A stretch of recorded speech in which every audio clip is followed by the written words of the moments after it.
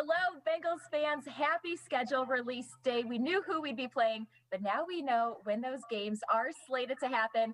I'm Marisa Contipelli, joined alongside Dan Hoard, and a special surprise guest is with us today, the one, the only, Chad Johnson. Chad, thank you so much for joining on with us. How's it going? Hey, everything is going great. I'm happy. I'm at home relaxing.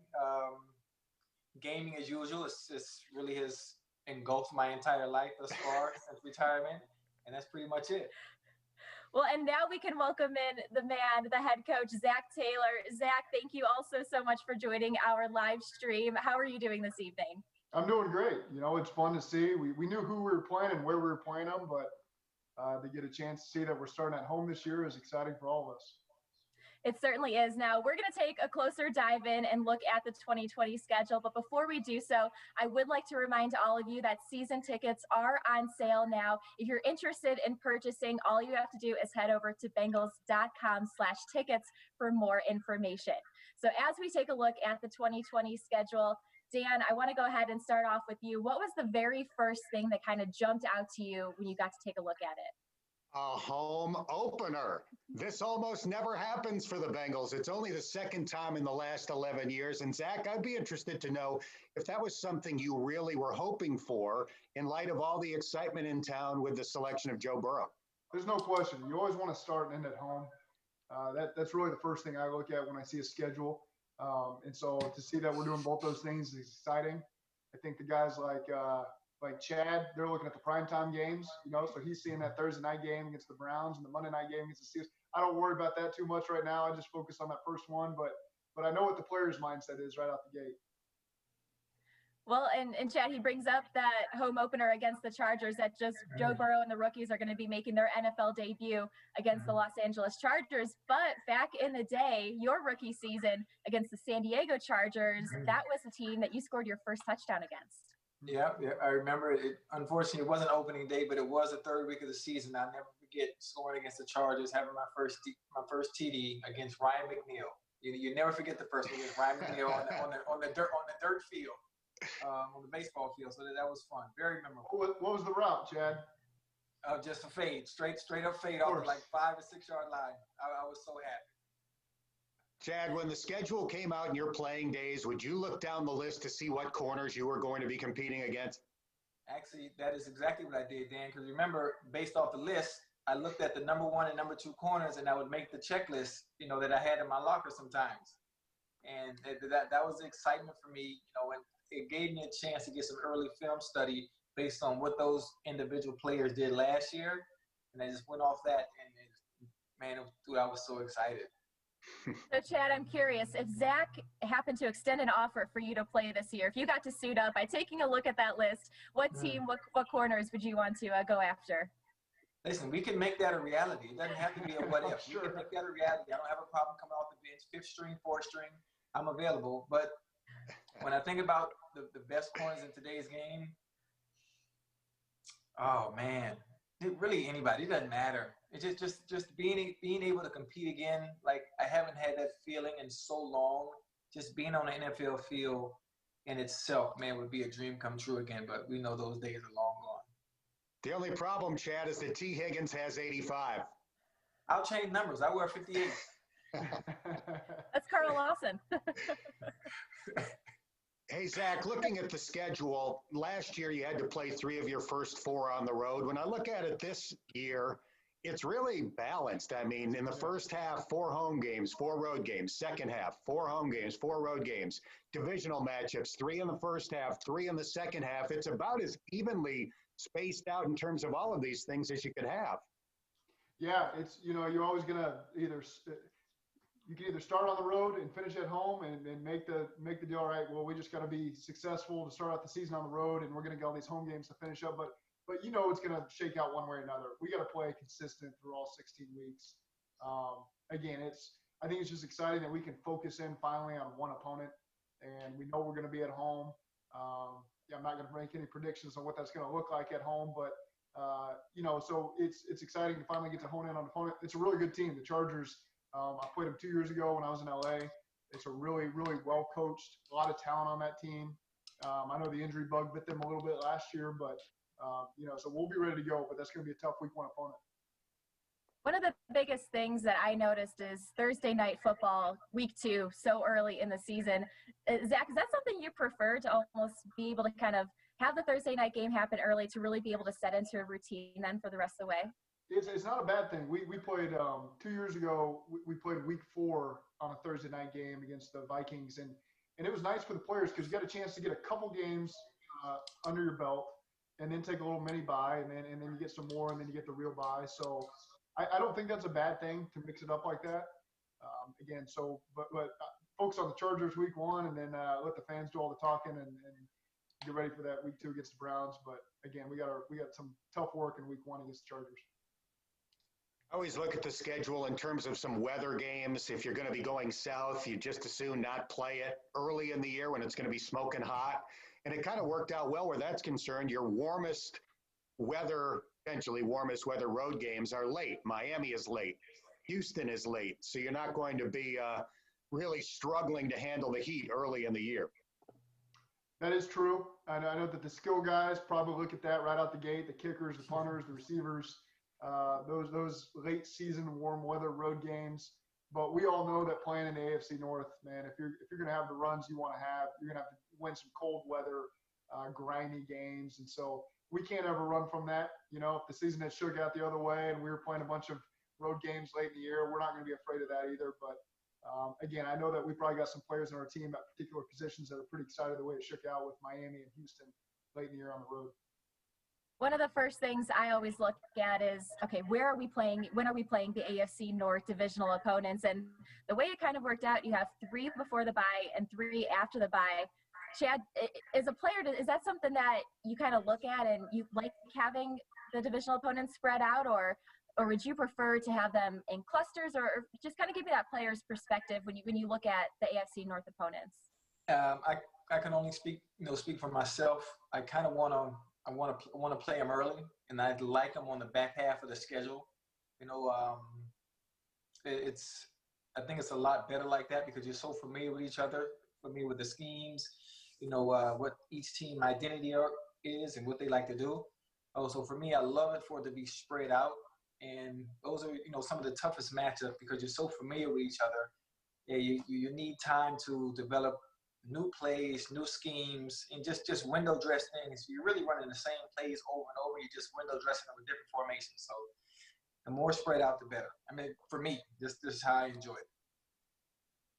Zach, there's so much of an emphasis for all of us, obviously, on Joe Burrow and getting him ready for his rookie year. Do you look at the schedule at all in terms of which opponents have the most difficult defenses to diagnose? And is it good to play those teams later when Joe has had more exposure to NFL football? I learned a long time ago because I used to look at it that way. Okay, these got these great defenses early in the year, late in the year. So many things can change over the course of training camp, and teams that maybe you didn't expect to be really good on defense, all of a sudden there they are September 20th, and some guys stepped up, some pass rushers stepped up, and all of a sudden it's a really good defense. So again, I do know that week 1 we're going to face a really good defense. The Chargers, they just kept adding to that stockpile they have over there for the last couple of years. They've got a really good group. They can rush the passer. But then you look at the guys like Keenan Allen over there on offense. They got some weapons on offense as well. So I know they're shaking out their quarterback situation. But that is one right off the bat where that's going to be a tough team on both sides of the ball. Well, and speaking of right off the bat, talk a little bit about our preseason.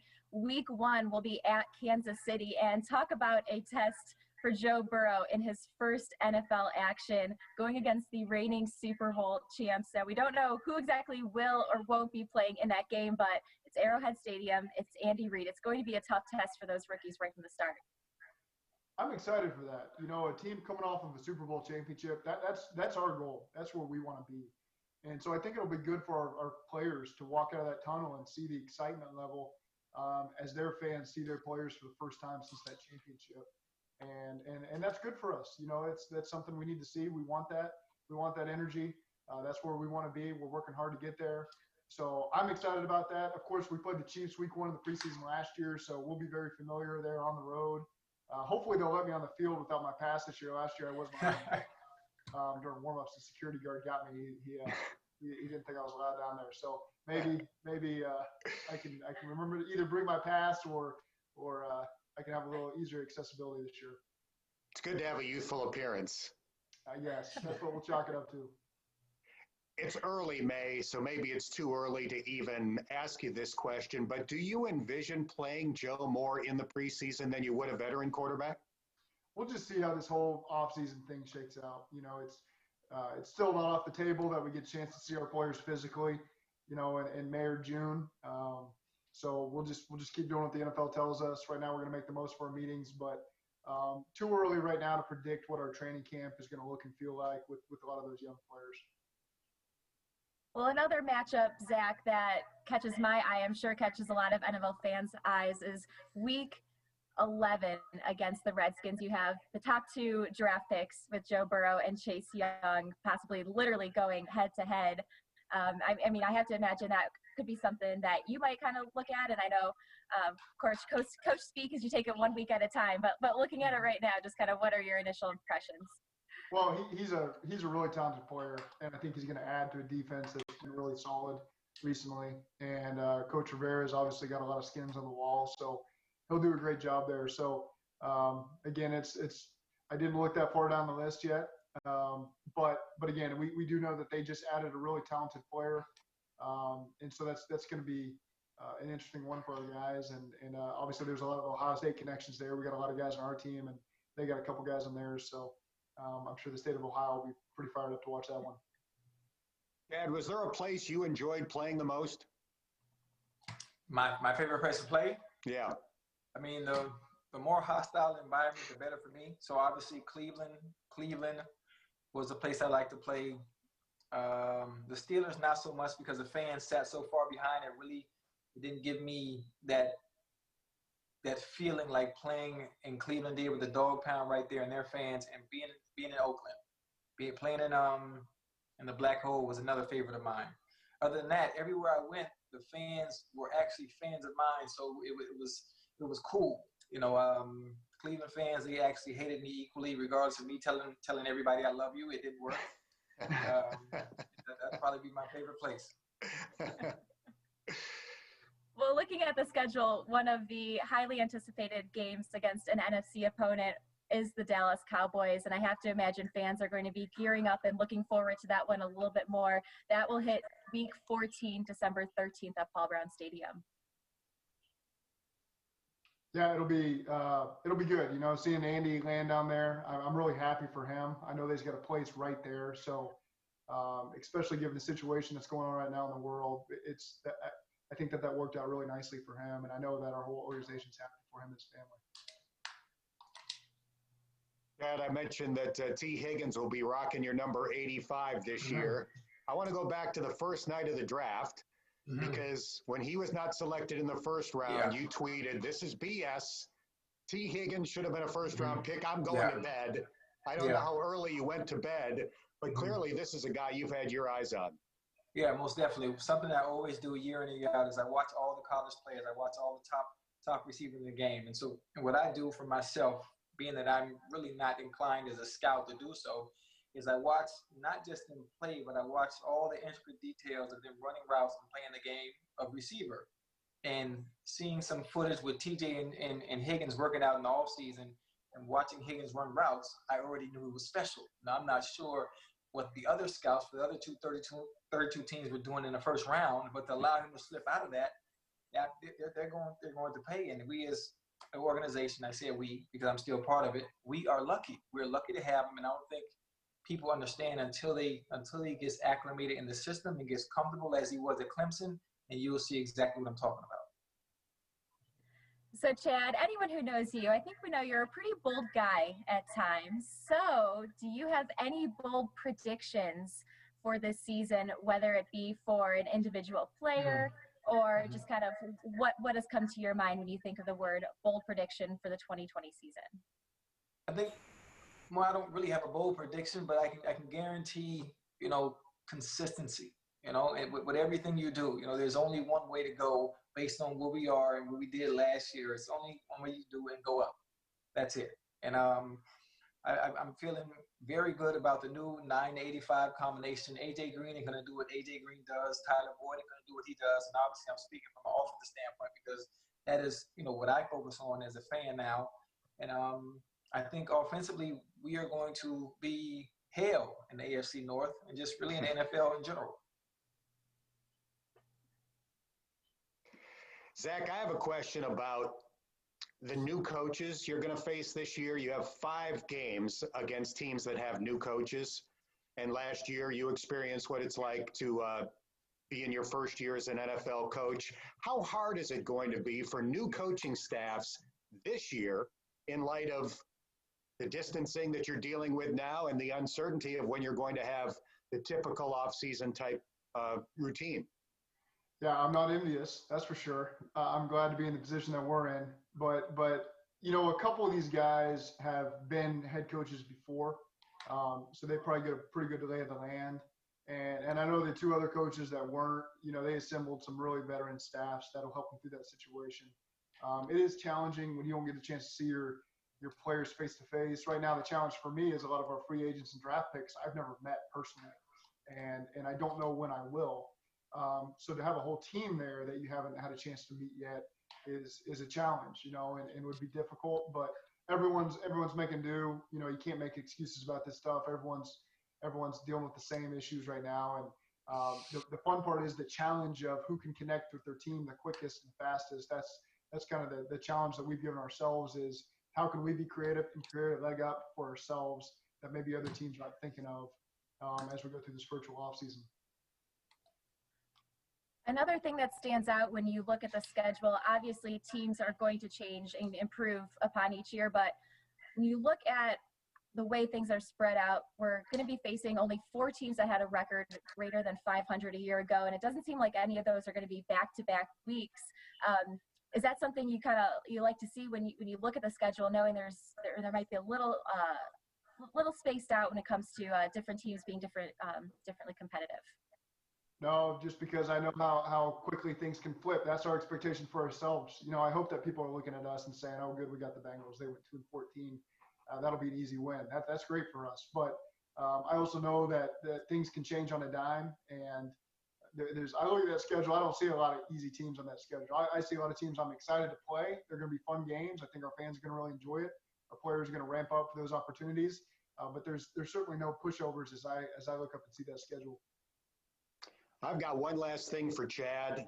I've got these jerseys behind me in my family room, and I don't want you to feel left out because in my office, prominently displayed above my desk is my autographed Sports Illustrated Chad Johnson cover. I like it. Makes an excellent backdrop. That is fantastic. Well, I think that is a great way for us to end our live stream show. Thank you so much for tuning in. Zac, Chad, and Dan, thank you so much for joining, giving all of our insights. Just a reminder, fans, season tickets are on sale at this time. All you have to do is visit Bengals.com/tickets. Single game tickets will go on sale at a future date, so be sure to be on the lookout for that. But right now, starting at 8 o'clock Eastern, you can tune into NFL Network. They're going to have a special 3-hour live schedule release show. Thank you again for joining us, and as always, Hoo Day.